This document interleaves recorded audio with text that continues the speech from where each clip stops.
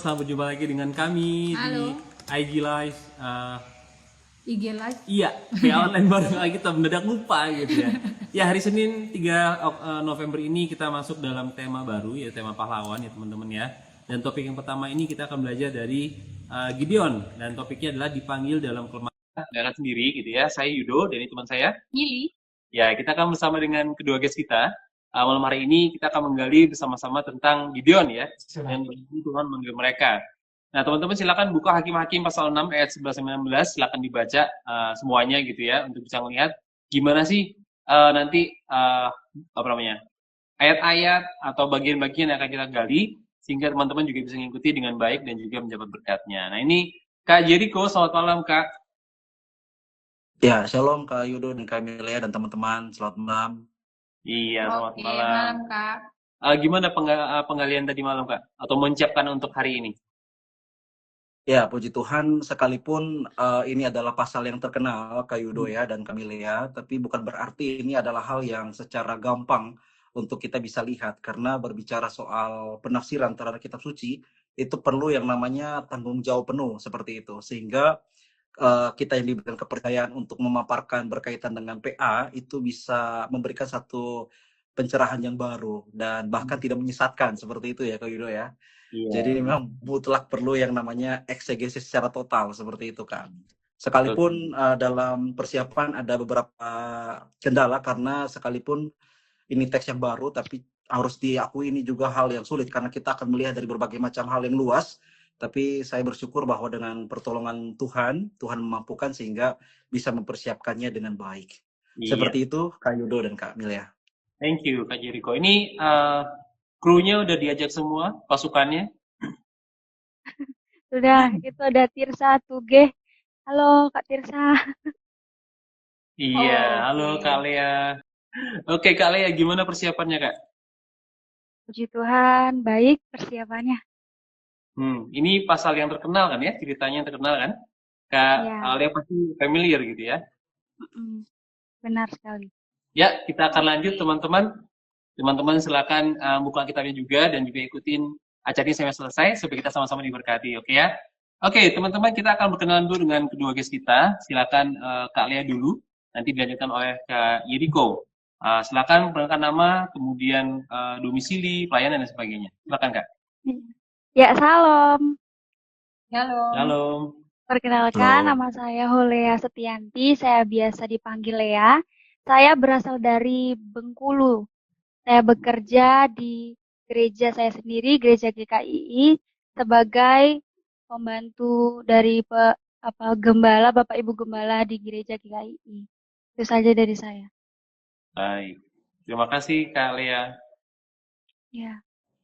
Oke, kita lanjut ke Kak Jericho. Kak Jericho Ya, apa?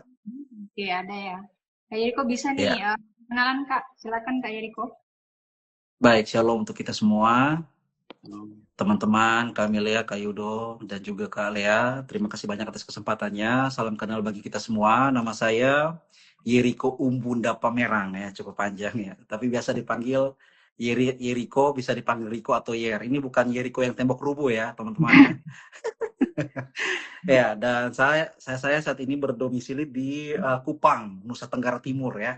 Kami di daerah timur, teman-teman, dan puji Tuhan beberapa waktu yang lalu saya sudah selesai untuk kuliah S1 teologi, dan saat ini sementara menunggu untuk diwisudakan, dan puji Tuhan pada kesempatan ini juga diberikan kesempatan untuk melayani di berbagai gereja, denominasi, ataupun berbagai tempat seperti itu. Jadi tidak selalu di gereja saya pribadi, di denominasi sendiri, di gereja Gemit ya, Kak Yudo dan Kak Milia dan Kak Lea, tapi boleh melayani juga di gereja-gereja interdenominasi. Ya, seperti itu. Terima kasih banyak, Tuhan berkati. Baik, terima kasih Kak Yeriko dan juga Kak Lea. Ya, buat teman-teman mungkin yang baru pertama kali ikut di Alkitab malam hari ini, kita mau ngejelasin apa sih Alkitab. Nah, jadi Alkitab itu adalah PA dari pasal-pasal terkenal dalam Alkitab atau pasal-pasal yang top gitu ya. Tapi kita akan menggalinya dengan cara yang baru atau sudut pandang yang baru. Jadi kita di sini menggunakan metode SABDA supaya kita bisa melihat keseluruhan penggalian dan juga nanti berakhir pada aplikasi. Nah, SABDA itu apa Kak Min? Jadi metode SABDA ini metode yang dirancang oleh Yayasan Lembaga Sabda. Sama ya kayak nama Yayasan Lembaga Sabda. Ini singkatan dari simak, analisa, belajar, doa, diskusi, dan juga aplikasi. Jadi metode ini dirancang supaya kita bisa memahami Alkitab secara struktur, tentunya dengan alat-alat digital yang kita punya. Baik, jadi kita nggak liar gitu ya, kita punya strukturnya ya. Dan bulan ini, bulan November, kita masuk dalam tema pahlawan dan kita masuk dalam topik pertama, yaitu dipanggil dalam kelemahan. Baik teman-teman, sebelum kita melakukan PA, langkah nolnya adalah berdoa. Dan saya akan minta Kak Mili untuk berdoa. Silakan Kak. Mari kita berdoa. Bapak yang baik, kami bersyukur hari ini ada waktu bagi kami untuk kami sama-sama akan ber-PA bersama. Tuhan Yesus berikan kami hikmat setiap dari kami anak-anak-Mu yang mengambil bagian, bahkan setiap jaringan hari ini, setiap device yang kami pakai, kami serahkan seluruhnya ke dalam tangan Tuhan. Kami serahkan pelayanan ini ke dalam tangan-Mu, hanya di dalam nama Tuhan Yesus. Haleluya, amin. Amin. Amin. Ya, kita akan mulai belajar dari kitab Hakim-Hakim 6, tapi sebelumnya kita akan lihat dulu latar belakang politik Israel pada masa Gideon. Jadi, latar belakangnya ini adalah setelah Deborah dan Barak mati, kemudian nggak ada gitu kan, nggak ada pemimpin lagi, nggak ada hakim lagi, Israel jatuh lagi dalam penyembahan berhala. Dan ini mereka tuh nggak punya pemerintahan pusat, jadi mereka berjalan masing-masing dengan apa yang mereka kira itu baik, begitu ya. Dan masalah lain juga adalah pertahanan yang lemah. Jadi karena mereka kesukuan, datang kesukuan, jadi orang luar cepat masuk gitu ya. Dan juga orang luar yang bangsa-bangsa kita kan mereka juga punya kerajaan, dan punya tentara dan sebagainya. Jadi mereka mudah sekali masuk dan mereka menjarah, menjajah bangsa Israel sehingga mereka tidak punya apa-apa lagi untuk dimakan gitu ya. Sementara dalam latar belakang sosial budaya bukan hanya soal kesukuan sebenarnya. Jadi ada masalah tentang kehidupan yang kurang baik gitu ya, dalam artian mereka bekerja secara agraris, tapi mereka juga nggak punya tentara, mereka punya orang-orang yang bisa berperang dalam setiap suku itu, dan tapi mereka perlu menyatukan satu suku dengan suku lainnya gitu, untuk mereka bisa berperang melawan musuh, tapi nggak ada hakim, nggak ada pemimpin mereka, sehingga mereka tercerai-berai gitu ya. Nah, ternyata bukan soal masalah politik, bukan hanya masalah suku, tapi juga masalah keagamaan. Mereka meninggalkan Tuhan, seperti dibilang, tapi mereka berbalik dari Tuhan, berbalik kepada berhala.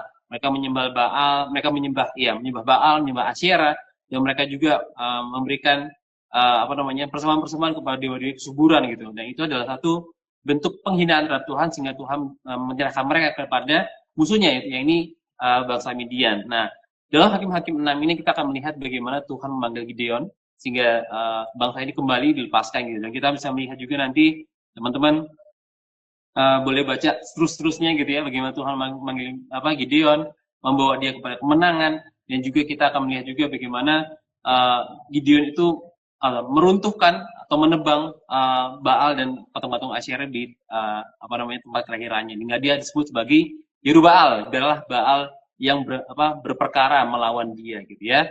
Nah, kita akan juga melihat overview dari Hakim-Hakim 6 yang akan kita lihat bersama-sama. Silakan Kak Mili. Oke, kalau kita lihat dari overview Hakim-Hakim 6 ini seperti yang tadi dijelaskan Mas Yudo.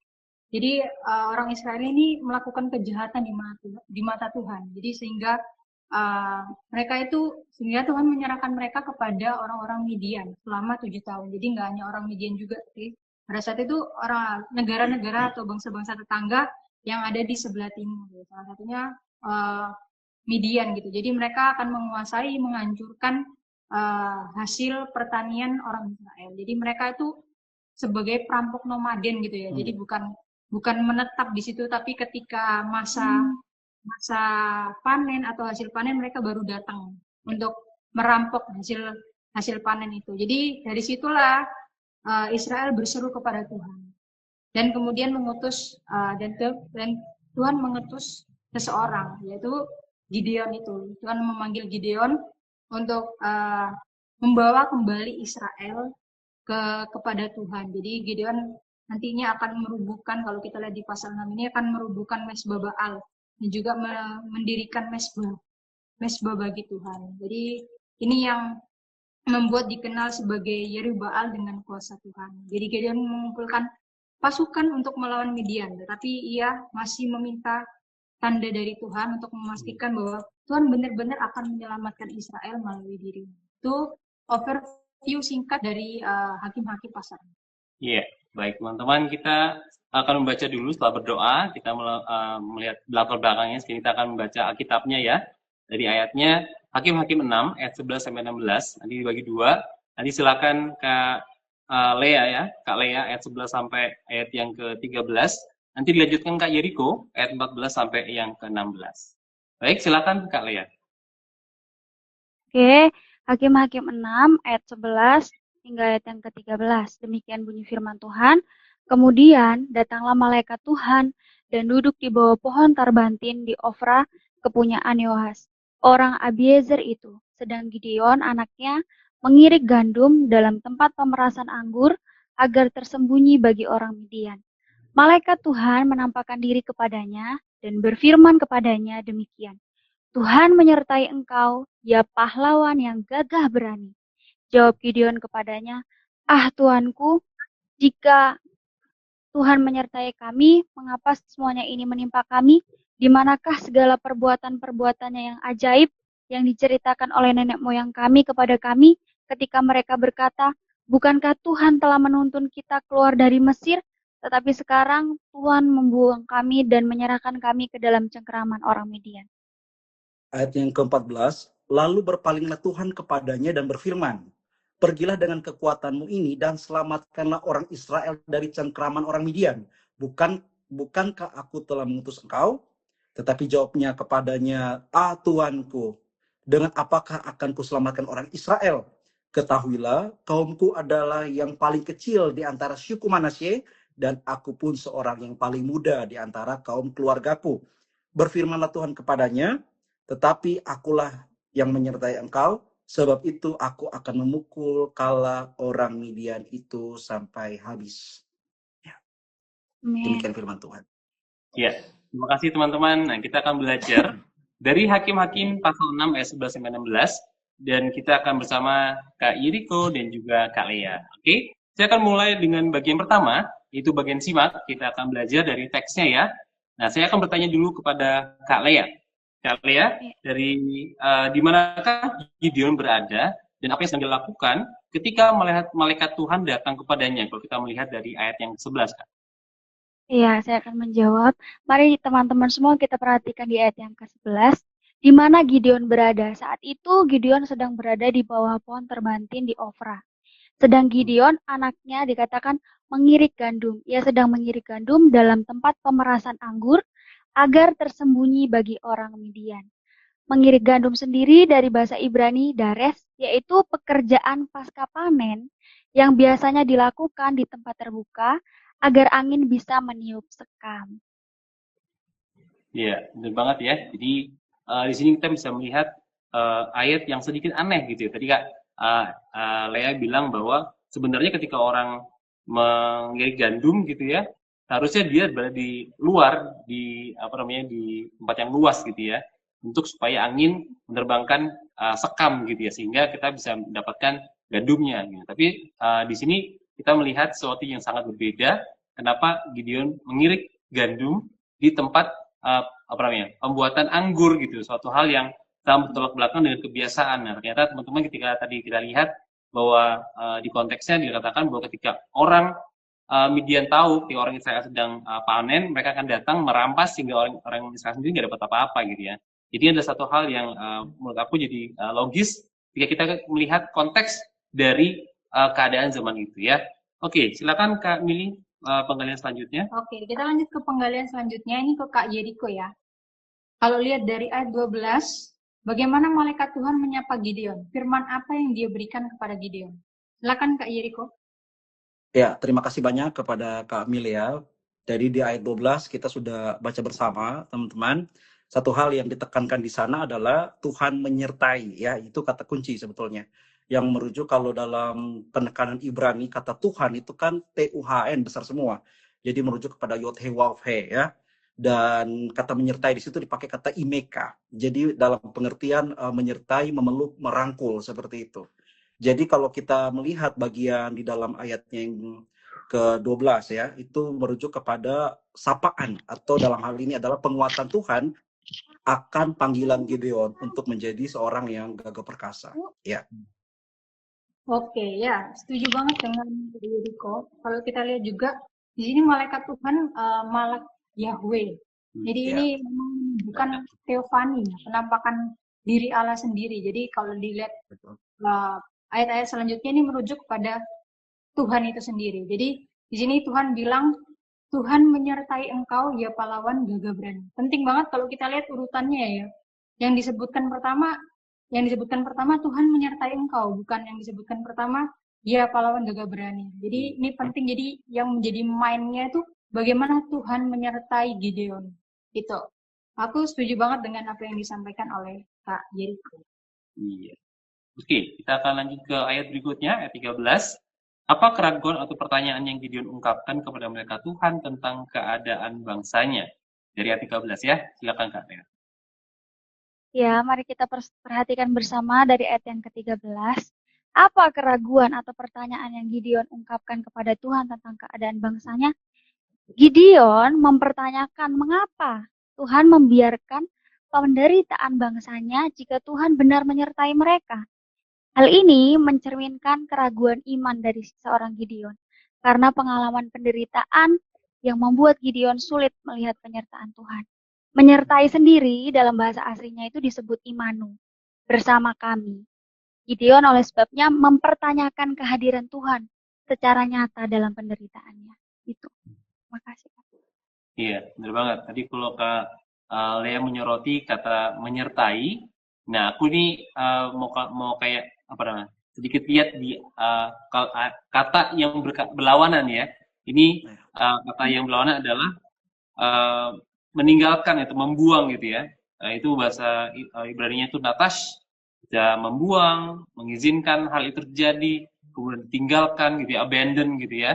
Jadi benar-benar Gideon merasakan penderitaan bangsanya, merasakan hal yang apa namanya? Kalau Tuhan menyertai kami, kalau Tuhan membawa kami keluar dari Mesir, kenapa sekarang kami menerima ini dan itu? Mengapa sekarang dia meninggalkan kami di keadaan seperti yang ini gitu? Jadi apa namanya? Gideon tidak membantah apa yang Tuhan katakan, tapi dia menyatakan keraguannya gitu, pertanyaan-pertanyaan yang mungkin dia pendam selama ini. Di mana Tuhan? Di mana dia ketika kami mengalami ini dan itu gitu. Jadi benar-benar Gideon mengutarakan isi hatinya kepada Tuhan dan dia apa namanya?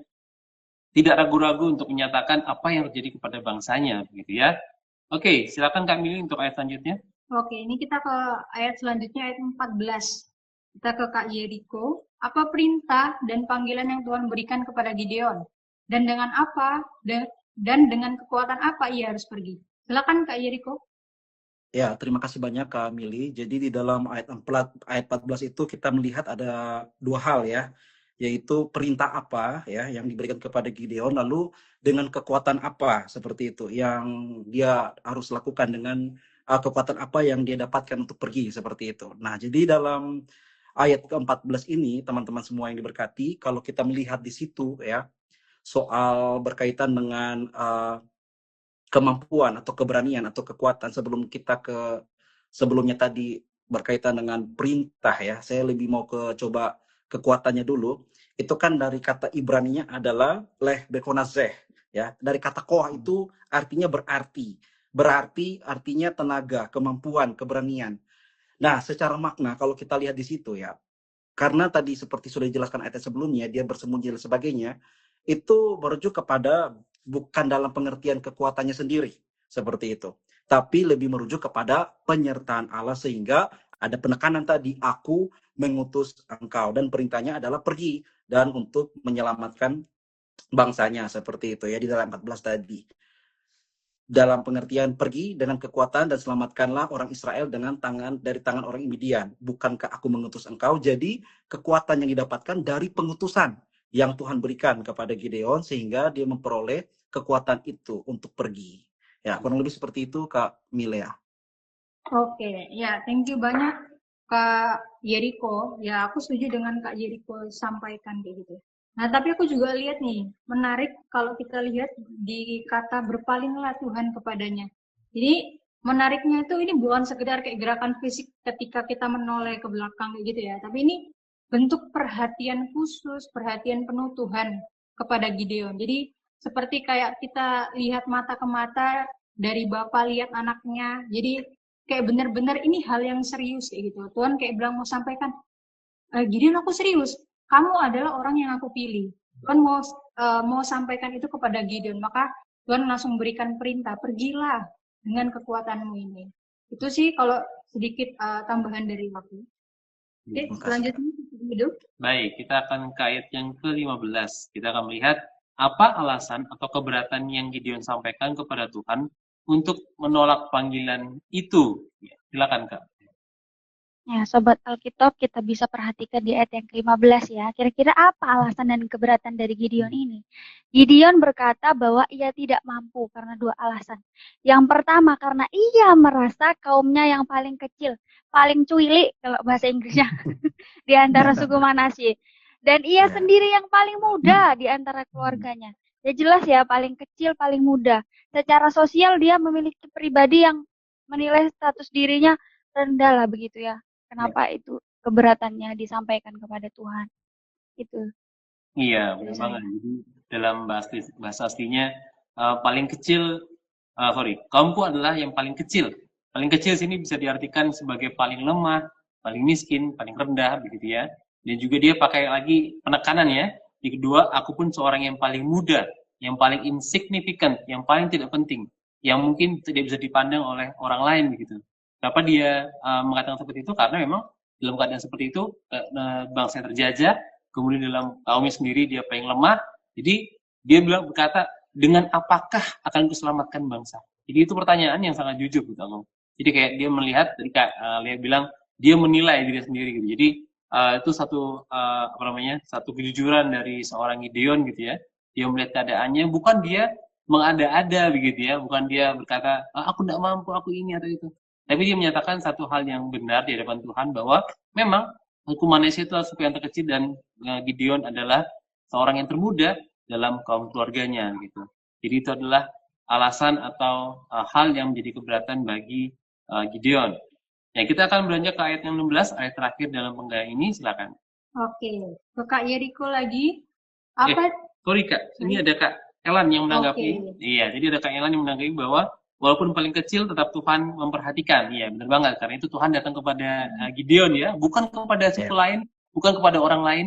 Dia datang kepada Gideon sedang mengirik gandum di tempat yang tersembunyi. Baik, sorry, silakan Kak. Oke. Ya, kita lanjut ke Kak Yeriko. Apa janji dan jaminan yang Tuhan berikan kepada Gideon untuk melawan orang Midian? Kalau kita lihat dari ayat yang ke-16. Silakan Kak Yeriko. Ya, terima kasih banyak Kamelia. Di ayat 16 sudah secara eksplisit ya. Dikatakan janji dan jaminan itu adalah berkaitan dengan penyertaan Tuhan sendiri. Nah, jadi dalam inti penyertaan Tuhan di sana ketika saat Gideon itu diperintahkan untuk pergi ya, dan Tuhan berkata dia akan menyertai, itu merujuk kepada inti panggilan sebetulnya. Kalau dari teks yang kita lihat tadi, kakak-kakak ya, teman-teman. Dan merujuk kepada saat kita lihat tadi ayatnya yang ke-16 ya, sebab engkau akan memukul kala orang Midian itu ya sampai habis, itu merujuk kepada bukan pada Gideon tapi kepada hadirat Allah yang akan dinyatakan melalui Gideon, seperti itu. Jadi pada poin di saat Gideon disuruh maju, tapi pada sebelum dia maju Tuhan sudah katakan bahwa janji dan jaminannya itu adalah penyertaan Tuhan gitu. Jadi penyertaan Tuhan di sini begitu kuat sehingga itu yang nanti akan memampukan Gideon untuk menghadapi orang-orang Midian tadi. Iya. Oke, ya, thank you Kak. Ya, thank you Kak Yeriko. Ya, kalau lihat di sini kan setelah dari ayat 15 Gideon kayak curhat terus merasa dia nggak layak ya, untuk berperang melawan Midian. Akhirnya Tuhan bilang, Tuhan sampaikan aku menyertaimu. Tuhan nggak kasih ini pedang buat kamu nih, kamu bisa lawan orang Midian pakai ini, atau Tuhan nggak sampaikan nanti strateginya kayak gini ya. 2-3-2, nanti kamu akan tendang lewat sini. Enggak. Apa yang Tuhan kasih yang dari tadi kita bahas, diulang-ulang lagi, yaitu penyertaan. Jadi inti daripada pola daripada Tuhan berikan suatu tugas yang luar biasa, tidak terlepas daripada penyertaan yang Tuhan berikan. Nah, kalau kita lihat menariknya juga kalau dari bahasa aslinya, ketika Tuhan bilang, engkau akan memukul kala orang Midian itu sampai habis. Kalau kita lihat terjemahan lainnya atau terjemahan yang lebih lama, itu akan menerjemahkannya kamu akan mengalahkan mereka seperti kamu mengalahkan satu orang aja.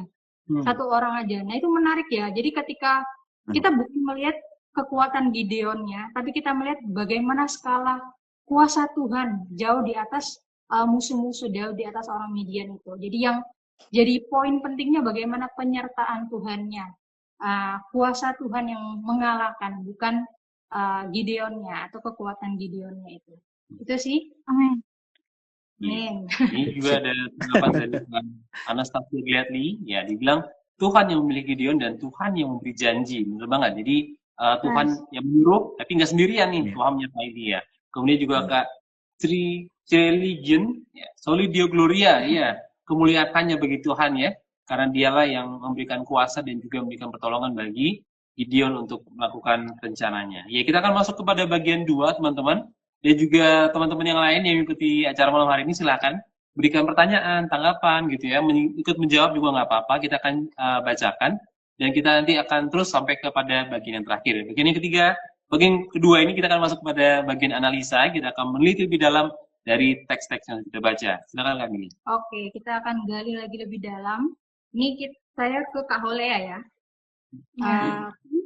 Penggaliannya Tuhan menyebut Gideon pahlawan yang gagah berani. Apakah sebutan ini menggambarkan keadaan Gideon saat itu atau visi Allah lihat dalam diri Gideon? Jelaskan alasannya. Iya. Kalau dari kata pahlawan yang gagah berani, kita bisa ketahui bersama pahlawan gagah berani itu dari asal kata Gibor Hayil. Gibor itu yang berarti kuat, berani, pahlawan atau orang perkasa. Sedangkan Hayil adalah kekuatan, kemampuan, nilai, kemuliaan, atau pasukan. Jadi artinya, pahlawan yang kuat dan bernilai tinggi, yang sering dipakai oleh tokoh militer unggul. Misalnya Daud dan para pejuangnya di 2 Samuel 3 ayat 8. Ketika Tuhan memanggil seseorang dengan sebutan Gibor Hayil, itu bukan suatu deskripsi keadaan, melainkan deklarasi identitas profetik. Bahwa Tuhan menyebut Gideon berdasarkan apa yang Tuhan lihat dan Tuhan rencanakan, bukan apa yang Gideon rasakan saat itu. Panggilan Tuhan pada Gideon adalah suatu visi ilahi atas hidupnya, bukan keadaan saat itu.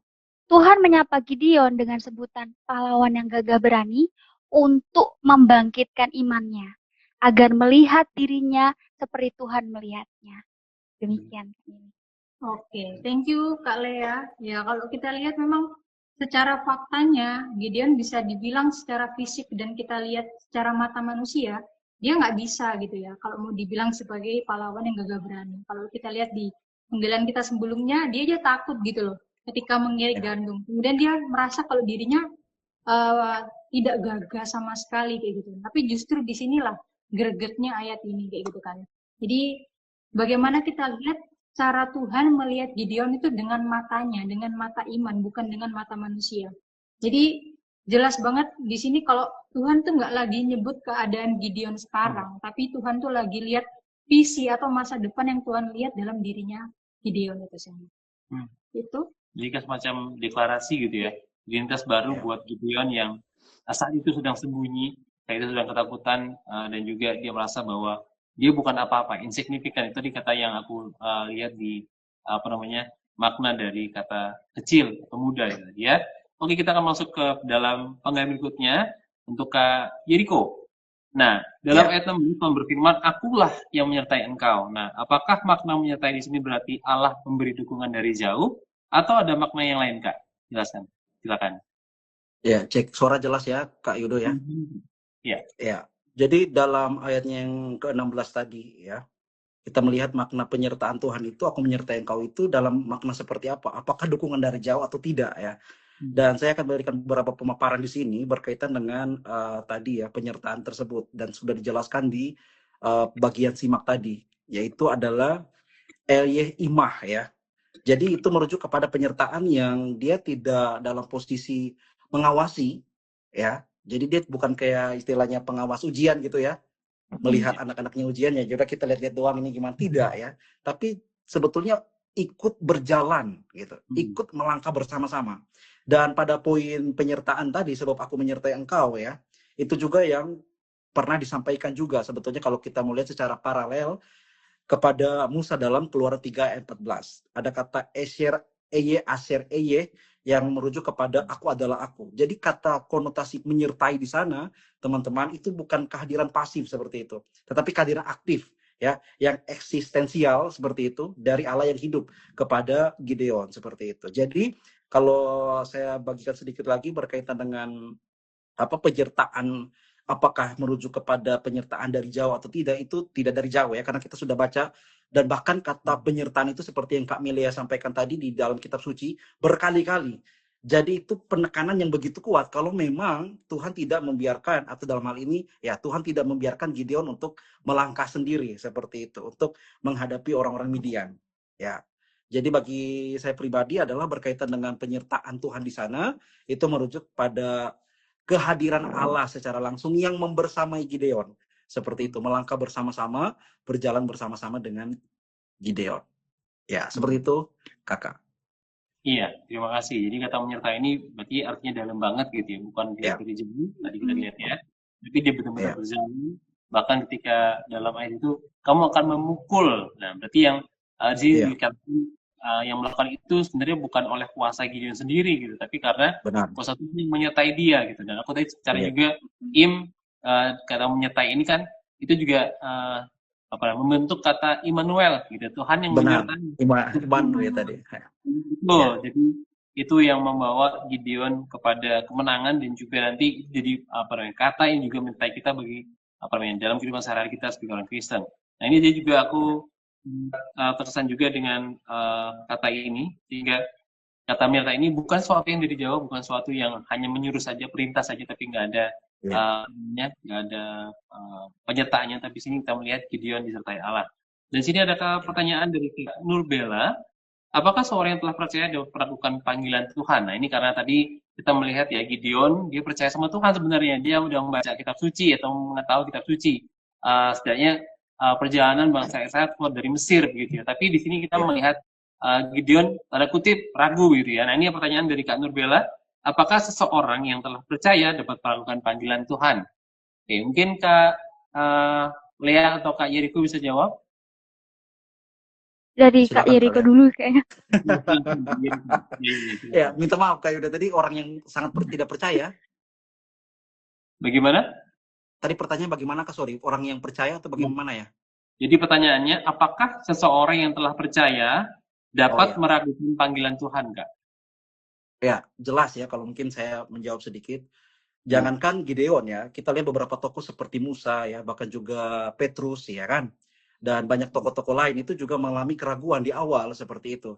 Jadi mereka itu mengalami keraguan, walaupun mereka percaya, bukan karena mereka melihat Tuhan gitu. Ya, tapi mereka melihat diri mereka yang terbatas, sehingga itu yang memunculkan keraguan di dalam diri mereka. Nah, seharusnya saat mereka percaya, mereka harus melihat Tuhan yang memanggil mereka. Tapi memang kita manusia toh, yang memang Alkitab katakan daging lemah ruh penurut ya kan. Jadi kecenderungannya memang kepada melihat diri kita, keadaan realita konkret sekarang ini. Tapi kalau kita suci menekankan berkali-kali, harusnya kita memandang kepada Tuhan. Jadi jawabannya iya Kak, betul. Sekalipun percaya pasti ada keraguan karena melihat diri sendiri. Itu kalau dari saya ya Kak ya. Kita tambahan dari ya.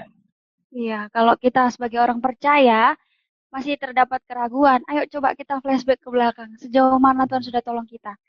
Ada kan lagu yang bilang, ku percaya bukan karena melihat, namun karena firman-Mu selalu digenapi di hidupku. Ada banyak kasih Tuhan, kasih setia Tuhan sudah banyak digenapi dalam hidup kita. Masa masih nggak percaya sama kuasa Tuhan, masih nggak percaya sama kehadiran Tuhan. Jadi jangan ya, karena keraguan-raguan itu, teman-teman, menghambat iman kita untuk semakin dekat sama Tuhan. Jadi kita harus faithfulness, percaya sama Tuhan. Baik, thank you Kak Yeriko dan juga Kak Lea. Nah, kita akan masuk ke bagian 3, teman-teman. Dan juga teman-teman yang nonton kita juga, audiens kita, silakan juga lebih banyak lagi pertanyaan boleh, komentar juga boleh yang berkaitan dengan penggalan kita malam hari ini, supaya kita bisa saling diberkati gitu ya. Oh, ini baru ada tanggapan lagi, Legion, izin bantu jawab. Bisa mengalami keraguan karena mereka percaya pada hal-hal yang lahiriah dan kekristenan yang diikuti tidak berdasar pada pemahaman iman yang sehat. Kemudian, ya, itu dia jawaban dari Kak Legion, dan juga tadi senada dengan pernyataan Kak Yeriko dan juga Kak Lea. Thank you. Silakan Kak Billy, bagian 3, kita akan belajar dari kesimpulan. Oke, setelah kita simak dan juga kita meneliti lagi lebih dalam, kita mau simpulkan ini, pelajaran ini. Nah, kita lihat pelajaran apa yang kita dapatkan dari cara Tuhan memanggil Gideon dibandingkan dengan cara manusia melihat dirinya sendiri. Halo. Sekarang kita ke Kak Yeriko. Ya. Silakan Kak Yeriko. Ya. Terima kasih banyak Kak atas pertanyaannya. Jadi kita sampai kepada pelajaran ya. Dan berkaitan dengan pertanyaan yang Kak Mile sampaikan, cara Tuhan ya memanggil Gideon dibandingkan cara manusia melihat dirinya sendiri. Seperti pertanyaan tadi kakak yang bertanya itu relevan dengan pertanyaan ini.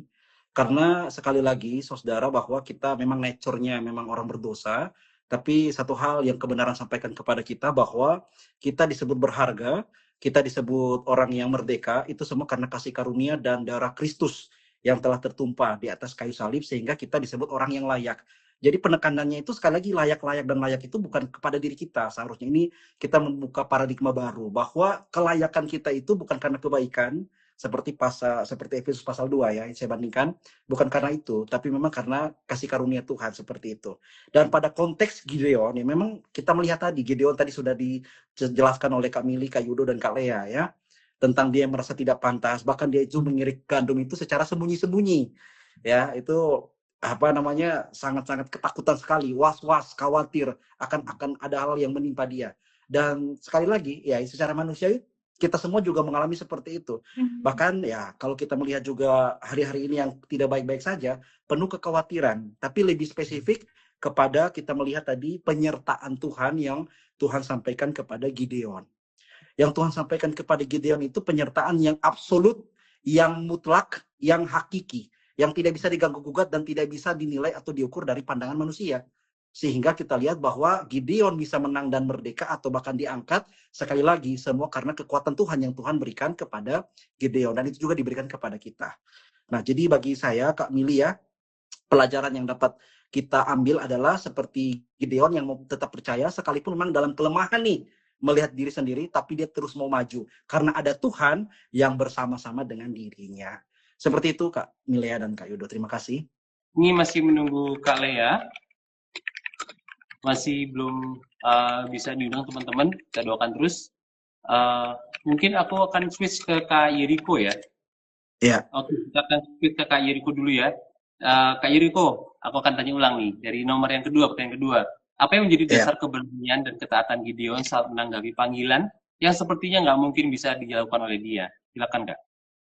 Ya, terima kasih banyak Kak Yudo atas pertanyaannya. Jadi dasarnya kita melihat tadi ya, sekali lagi pada poin penekanan Tuhan menyertai. Tapi sekali lagi kita melihat dari sudut pandang Gideon yang memang pasti ya itu penuh dengan keraguan-raguan, ketakutan dan kecemasan. Satu hal yang mungkin kita bisa lihat di situ adalah berkaitan dengan keberanian ya. Keberanian itu kan kalau kita lihat yang sejati itu bukan dari kepercayaan diri sebetulnya, tapi karena iman gitu. Nah, jadi yang kita syukurnya adalah bahwa Gideon itu tidak merasa bahwa dia terlalu hebat. Tapi memang karena dia beriman gitu, dia percaya dan dia mau menaruh harapannya kepada Tuhan sehingga dia mau untuk maju seperti itu. Saya tidak bisa membayangkan kalau dia sudah songong gitu. Ini Tuhan udah pilih nih. Ya kan, maju aja deh. Dah pasti habis tuh mereka. Waduh, itu nggak tahu ya apa yang terjadi. Bisa-bisa Gideon yang habis nih.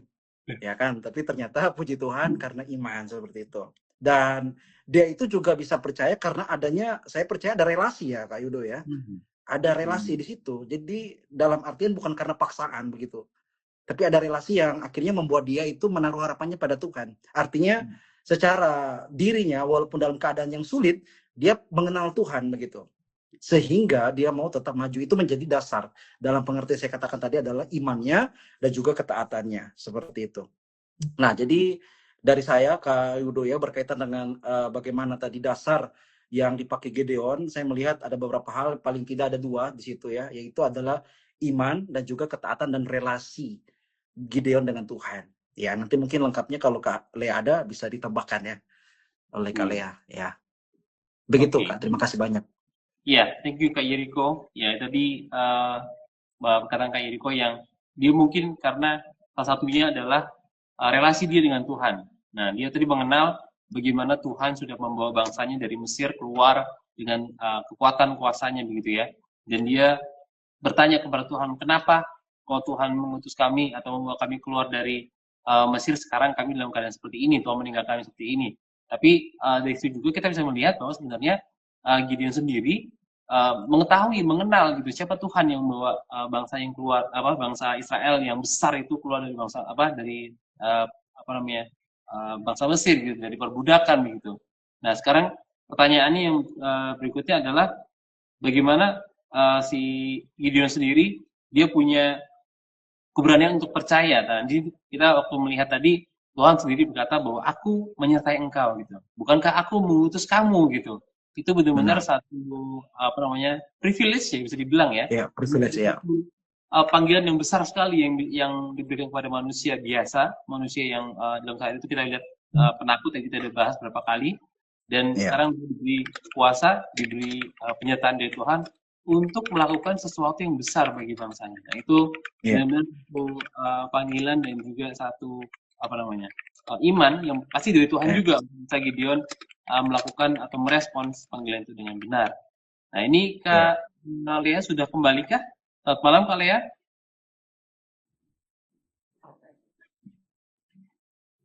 Oh, masih buffering ya. Oke, kalau begitu masih gelap. Iya, kita akan lanjut dulu aja kali ya. Silakan Kak Mili untuk bagian keempat, kita akan masuk ke bagian diskusi. Silakan.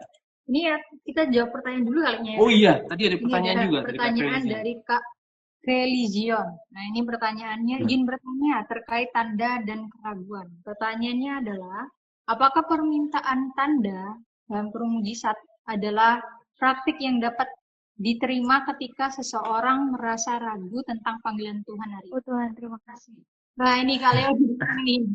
Oke, kita tadi udah masuk ke bagian yang keempat, Kak. Bagian diskusi gitu. Tapi sebelumnya ada pertanyaan ya, Kak Mil ya? Ini pertanyaan dari, soalnya aku bacakan lagi ya nih ya. Iya, nggak apa-apa. Pertanyaan dari Kak Sri Legion. Izin bertanya terkait tanda dan keraguan. Pertanyaannya adalah, apakah permintaan tanda mujizat adalah praktek yang dapat diterima ketika seseorang merasa ragu tentang panggilan Tuhan hari ini? Tuhannya. Nah, ini silakan Kak Yeriko atau Kak Holea mau menjawab. Ya, Kak Holea jaringannya bermasalah lagi kah? Cek. Halo Kak Lea. Ya, sambil menunggu ya mungkin ya. Ya, jadi apakah mujizat itu diperlukan begitu ya sederhananya ya Kak Milea ya untuk membuat kita itu menjadi tidak ragu seperti itu. Ya, memang dalam kehidupan para rasul ya, para nabi, memang banyak yang meminta tanda dan mujizat seperti itu.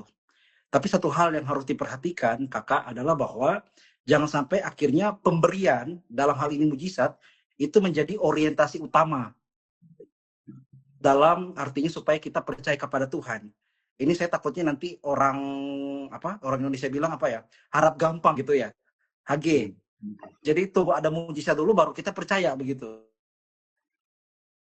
Saat dia memang sudah akan naik ke surga, dia menyatakan diri ya kepada Thomas gitu ya, menampakkan diri, berbahagialah mereka yang tidak melihat namun percaya. Jadi seringkali bahwa memang penyertaan Tuhan itu ya sekalipun Tuhan mempunyai hak dan kedaulatan untuk memberikan mujizat seperti itu adalah bagaimana kedaulatan Tuhan. Tapi saya secara pribadi melihat bahwa jangan sampai itu menjadi orientasi utama di dalam supaya kita percaya kepada Tuhan. Karena pada dasarnya Tuhan tidak selalu memberikan mujizat. Kadang ada orang yang sakit sampai mau mati, Tuhan tidak sembuhkan gitu loh. Apakah Tuhan tidak ada? Nah, ini kan menjadi pertanyaan logis seperti itu. Jadi kalau bagi saya pribadi, Kakak, bisa kita minta mujizat Tuhan, Tuhan berikan kekuatan karena memang sudah tidak mampu lagi. Tapi di saat momen tidak bisa lagi, ya kita harus tetap percaya kepada Tuhan. Ini yang dibuktikan oleh Sadrak, Mesak, Abednego ya, di perapian yang menyala-nyala saat mau dibakar gitu ya. Tetap percaya, mau dibakar nggak dibakar, mau mati nggak mati, mereka tidak akan menyembah patung, tapi tetap percaya kepada Allah. Ya, saya berdoa, kiranya kita juga diberi kekuatan oleh Roh Kudus untuk mempunyai iman yang dewasa. Boleh, asal jangan menjadi orientasi utama. Ya, begitu kan. Terima kasih banyak Kak Yeriko. Kiranya menjawab nih ya Kak Sergion. Ini karena waktu, jadi kita harus cepat-cepat untuk lanjut selanjutnya nih ya. Kita masuk ke bagian 4. kita akan ke bagian diskusi. Nah, ini untuk Kak Lea. Kalau Tuhan tahu Gideon adalah seorang yang penakut dan merasa tidak mampu, mengapa Tuhan tetap memilih dia atau Gideon, bukan memilih orang yang lebih kuat dan berani? Silakan Kak Lea. Iya, kenapa Tuhan tetap memilih Gideon? Karena Tuhan yang pertama tadi punya visi atau tujuan atas hidup Gideon. Walaupun Gideon itu insecure, penakut dan merasa tidak mampu. Kalau kita bisa lihat dari ayat 15, dia adalah kaum yang paling kecil, paling muda.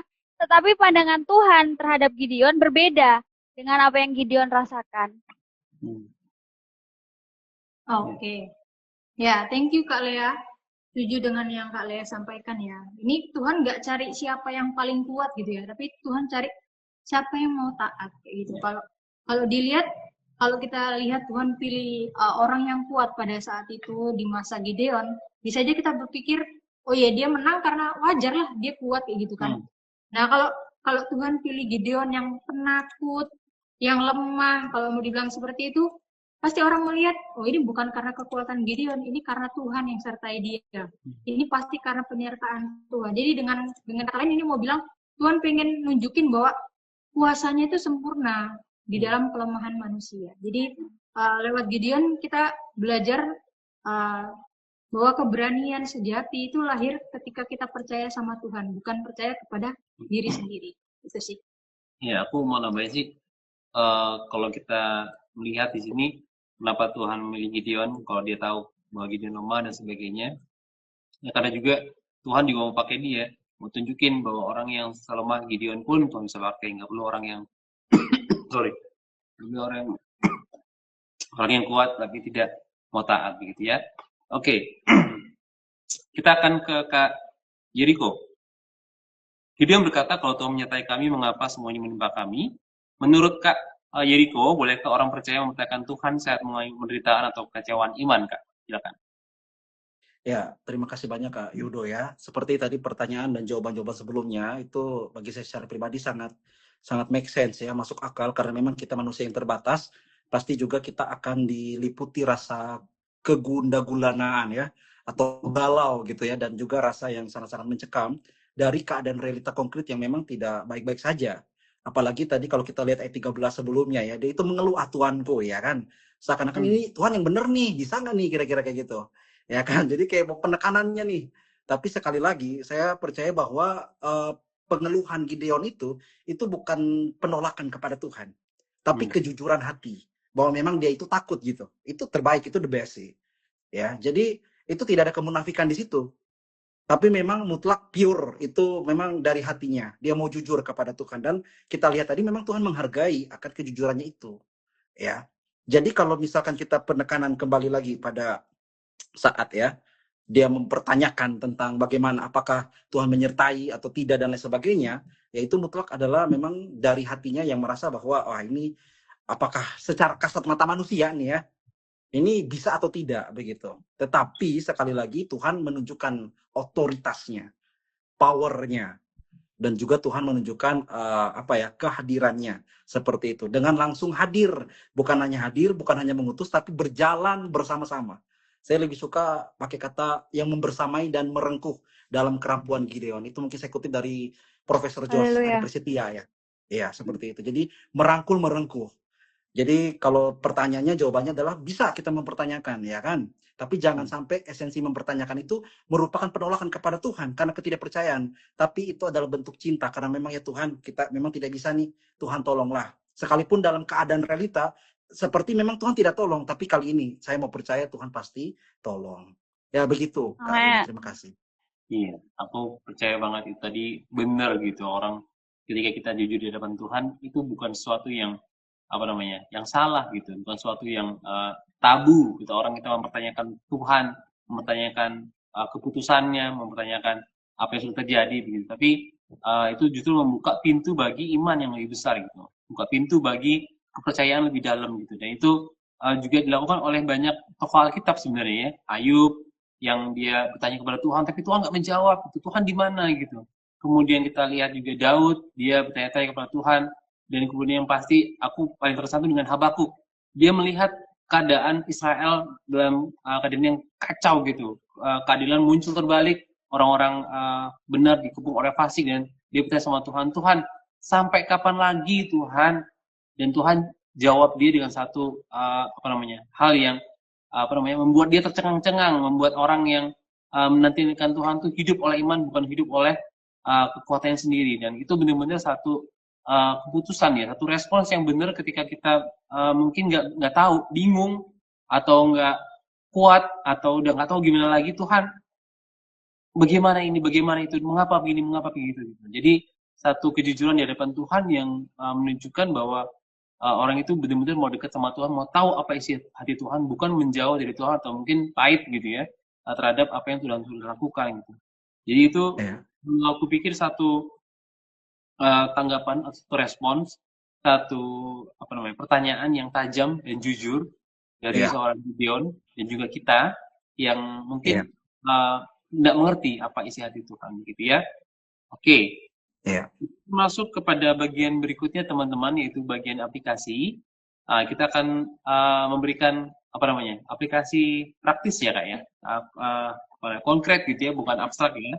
Aku akan bertanya kepada Kak Lia dulu, nanti silakan disambung oleh Kak Yeriko. Pernahkah kakak berdua ini merasa seperti Gideon, merasa kecil, merasa takut atau nggak layak, dan berikan satu langkah konkret yang untuk mengubah sikap kakak-kakak setelah mendengar janji Tuhan, akulah yang menyertai engkau. Silakan kalian. Oh ya, terima kasih untuk pertanyaannya Kak Yudo. Kalau dari saya, pernah nggak ngerasa kecil seperti Gideon, takut? Jujur, saya pas mau disuruh cari Alkitab, ini saya insecure, takut salah, takut menyesatkan kan. Tapi ada satu hal yang saya pelajari, kita harus membuang perasaan tidak layak, hina, tidak berharga, dan memiliki cara pandang Allah bahwa kita adalah pahlawan-pahlawan yang gagah perkasa, yang siap dipakai Tuhan luar biasa. Itu dari saya. Terima kasih. Oke, jadi pola pikirnya ya Kak Lia ya, yang berubah. Oke, silakan Kak Yeriko. Iya, terima kasih Kak Yudo dan Kak Amelia. Seperti tadi yang Kak Lia sampaikan, kepada pola pikir ya, pola pikir atau dalam artian paradigma sudut pandang kita.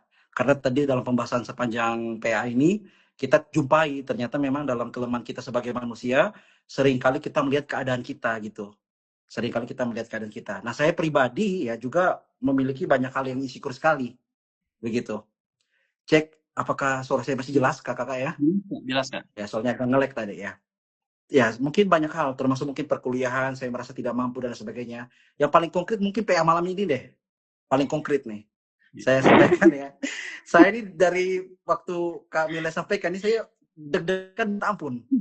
Aduh, betul-betul takut luar biasa ya kan, karena ini jujur ya, pertama kali Kak Yudo, saya terima kasih banyak atas kesempatan ini membuat hal yang baru, sekalipun memang saya beberapa kali mengajar kasasi dan sebagainya, tapi untuk PA secara online kan ini hal yang baru, jadi memang mutlak, apalagi di waktu yang bagi saya itu cukup singkat ya. Karena sekali lagi untuk menyiapkan satu bagian firman Tuhan atau pedalaman Alkitab ini memerlukan pertanggungjawaban yang kuat gitu. Sehingga aku takut kalau menyesatkan banyak orang. Tapi saya bersyukur dan saya melihat kembali. Ya, saya melihat kembali. Kalau Tuhan beberapa waktu lalu tolong saya untuk contohnya melayani, kenapa Tuhan tidak tolong hari ini gitu? Yes. Jadi seperti yang Kak Lia tadi sampaikan, kita melihat flashback kembali bagaimana Tuhan sudah terlalu banyak menolong kita. Dan saya percaya bahwa Tuhan akan senantiasa menolong. Kadang-kadang keraguan itu membuat kita kalah di awal. Padahal kita belum berperang. Nanti kita maju dulu baru kita tahu hasilnya, dan kita tahu bahwa kalau kita mengarahkan pandangan, pola pikir tadi seperti Kak Yudo sampaikan dan Kak Lea, pembaharuan budi ya, kita melihat dari sudut pandang yang berbeda, melihat kepada kebenaran Allah yang terus menekankan, menyertai kita, maka saya rasa kita harus terus maju. Dalam ketakutan kita, Tuhan bersama-sama. Seperti itu Kak Yudo dan Kak Lea, terima kasih. Amin. Dan itu akan menutup PA kita malam hari ini ya, dengan percaya bahwa Tuhan memanggil kita bukan karena kita kuat gitu, tapi karena Dia ingin memanggil kita melakukan pekerjaan baik yang Dia sudah sediakan. Nah, kita akan tutup kayak ini dengan pelajaran dari Kak Milin dan juga nanti ada kesimpulan dari saya. Silakan. Oke, ya kalau kita belajar dari kisah Gideon ini, ya belajar bagaimana Tuhan memanggil orang yang merasa nggak layak seperti Gideon, merasa takut, minder, merasa kecil, tapi Tuhan tetap panggil dia pahlawan yang gagah, berani. Nah, artinya apa? Tuhan nggak lihat kita siapa kita sekarang atau secara fisik, tapi Tuhan lihat siapa kita di masa yang akan datang, atau visi Tuhan dalam diri kita, bagaimana Dia menyertai kita. Itu berulang-ulang kali disebutkan, jadi inti bagian ini bagaimana Tuhan menyertai engkau menyertai kita, menyertai Gideon. Jadi ini bukan janji-janji palsu, tapi jaminan. Kita nggak akan sendiri gitu. Allah secara aktif akan menyertai kita. Jadi justru Tuhan pakai kelemahan kita untuk menunjukin betapa luar biasanya kuasanya Tuhan perlihatkan bagi kita semua. Itu sih. Oke, kalau dari aku, kita tadi udah belajar banyak tentang bagaimana Tuhan memanggil Gideon ya, bukan karena dia kuat, bukan karena dia perkasa, bukan karena kaumnya yang terbesar, bahkan bukan dia yang memimpin keluarganya gitu, tapi dia yang terkecil, kaum yang terkecil, dan dia berada di tempat yang tersembunyi. Tapi di sana Tuhan memanggil Gideon untuk maju bersama-sama dengan dia. Nah, seperti kita juga sekarang yang dipanggil Tuhan juga ya, dengan berbagai macam profesi, mungkin panggilan pelayanan, dan juga mungkin lagi studi. Tuhan manggil kita juga untuk taat kepada Dia. Bukan menunggu kita kuat, bukan menunggu kita perkasa gitu ya, tapi Tuhan manggil kita, mari ikut sama aku melakukan pekerjaan yang besar denganku. Karena setelah ketaatan kita, kedekatan kita dengan Tuhan itu akan dibentuk gitu ya. Jadi teman-teman silakan praktekkan ini dengan teman-teman semua, belajar dalam kemenangan Tuhan, dalam kuasa Tuhan, sehingga kita bisa menjadi anak-anak Tuhan yang gagah perkasa. Oke, kita akan menutup, dan aku sebelumnya terima kasih kepada Kak Lea dan Kak Yeriko. Terima kasih banyak teman-teman, walaupun malam hari ini agak susah ya, tapi kita bersyukur Tuhan menyertai kita gitu ya. Nah teman-teman, kita akan menutup dalam doa. Bisa minta Kak Yeriko untuk berdoa bagi kita, Kak? Iya, baik. Untuk kita semua, teman-teman, mari kita berdoa. Tuhan, kami mengucap syukur dan berterima kasih. Kami sangat-sangat bersyukur karena atas belas kasihan Tuhan, kami dilayakan, kami dimampukan seperti Gideon pada malam hari ini. Kami yang kecil, kami yang bahkan tidak mungkin terkenal, tapi karena kuasa Tuhan kami dipandang berharga oleh Bapa. Maka daripada itu Tuhan, biarlah PA malam hari ini menjadi berarti dan menjadi berkat bagi siapapun yang menyaksikannya. Tuhan memberkati kedua host, Kak Milea, Kak Yudo dan juga KL, Tuhan dimanapun mereka berada, Tuhan sertai, melengkapi dan melingkupi mereka dalam setiap tanggung jawab pekerjaan dan keluarga. Biarlah senantiasa Allah memakai mereka semakin lebih lagi. Dan juga kepada hamba-Mu sendiri, saya sendiri Tuhan, dan juga Kak Holea, Tuhan juga yang melihat keadaan kami. Terima kasih atas kesempatan Tuhan, kami boleh dimampukan untuk boleh berdiri di sini, menyampaikan apa yang Tuhan sampaikan dari kebenaran firman Tuhan. Berkati Alkitab, berkati PA ini Tuhan, dan PA-PA berikutnya. Tuhan sertai setiap gue yang akan Tuhan panggil dan pilih, dan Tuhan tetap berikan kesehatan kepada host, sehingga boleh memampukan untuk senantiasa menjalankan karya pekerjaan Tuhan ini. Terima kasih banyak Bapak di sorga, kami akan berpisah satu dengan yang lainnya, tapi kami percaya kuasa Tuhan, penyertaan Tuhan tidak pernah berpisah dalam hidup kami masing-masing. Demi Kristus Yesus yang adalah Tuhan dan Juru Selamat kami bersyukur dan berterima kasih kepada Bapa di sorga. Amin. Amin. Terima kasih Kak Lea dan juga Kak Yeriko dan juga teman-teman lainnya. Sampai jumpa di Alkitab selanjutnya. Salam. Bye-bye. Dan juga teman-teman yang lain yang mau ikutan jadi guest kita untuk minggu depan, silakan DM kita, hubungi kita untuk belajar sama-sama dengan kita jadi guest. Gak usah takut. Seperti Kak Lea dan juga Kak Yeriko, kita berikan juga rundown, kita berikan juga pertanyaan-pertanyaan untuk acara malam hari ini, seperti malam hari ini ya. Nah, minggu depan teman-teman ada topiknya adalah iman yang bertindak, ya. Topik kedua dari pahlawan ya, dan ayatnya dari Yosua ayat pasal 2 ayat 1 sampai 11. Jadi teman-teman silakan nonton lagi Alkitab setiap Senin jam 7:30 malam.